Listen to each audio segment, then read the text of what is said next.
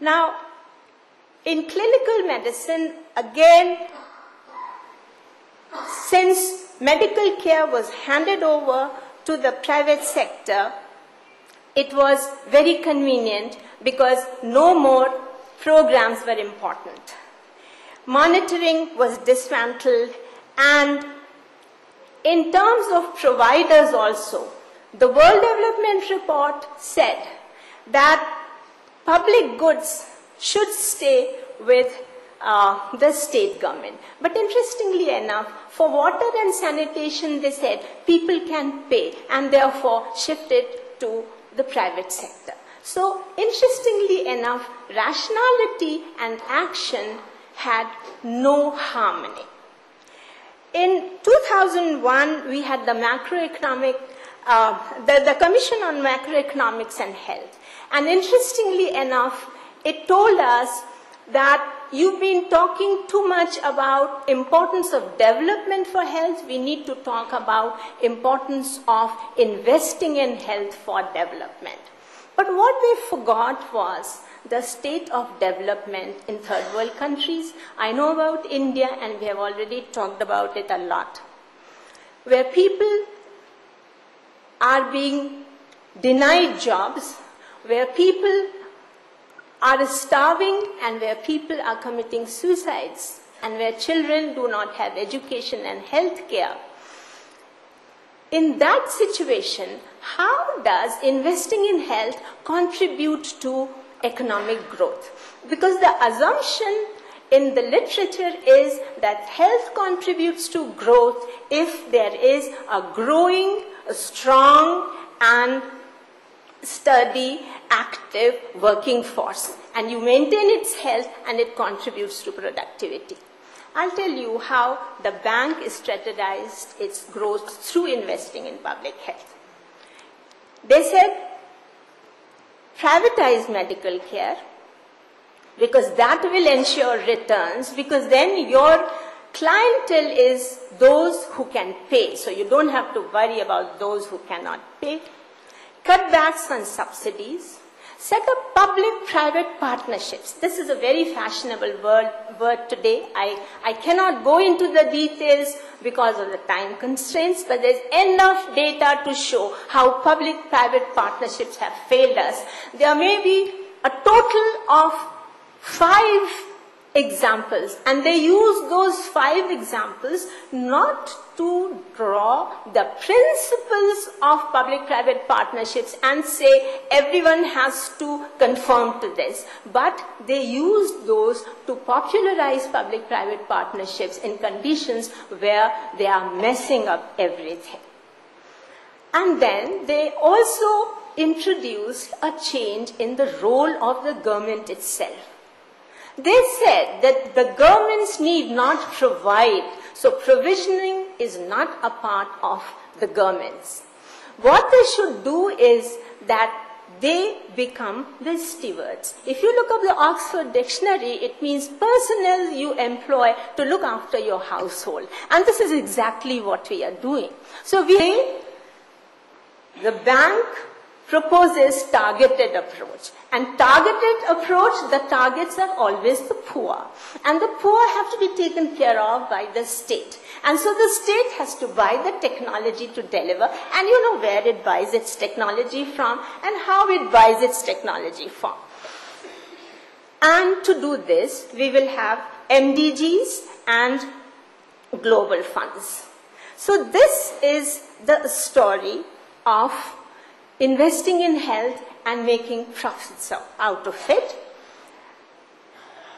It was possible independently, and therefore they avoided contradictions such as those arising out of coming together of public and private sectors, one for social service, the other for private service. One not accountable, the other accountable to the public. They also did away with strategies of comprehensive primary health care, because health was completely dissociated from the welfare inputs. And so water, sanitation, housing, employment was no more linked with the issue of health. The notions of efficiency were completely monetarized. For a public health person, efficiency means that you are able to cover a large population with optimum technology.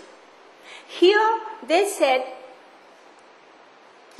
you increase technical efficiency, but for small populations, and therefore saving costs became more important than saving lives. And lastly, there are many issues, but what I want to highlight is equality to equity. Everybody talks of equity without realizing what is the difference between equality and inequity. Inequalities are rooted in structures of societies, in social, political, and economic structures, and they are ideologically structured. And if the dominant sections decide that, okay, in this unequal system, these are the things I can do away with, and they begin to provide, that is equity. So what inequality is ideologically treatable is equity. And today we do not talk of equality, we always talk of equity. The World Bank doesn't want to raise any structural issues. It's all right for them, but is it all right for us? The World Bank has introduced instruments like DALI, and I hope you know that DALI is a term used for disability adjusted life years, where that a person died means so many years lost, and a person sick also means so many working years or days lost. So you put it together and that becomes DALI. So the distinction between life and death is lost, and they replace social pluralism and social values by terms, economic terms such as attrition rates. This is a ridiculous tool which they have introduced and we have accepted. So, what is the point that I am making? In my note that I have circulated, there are many more issues that I have highlighted on conceptual distortions. What I am trying to point out is that the bank has successfully created something which it calls new public health. That public health needs to be completely rejected because it has no sound basis, it has no sound data.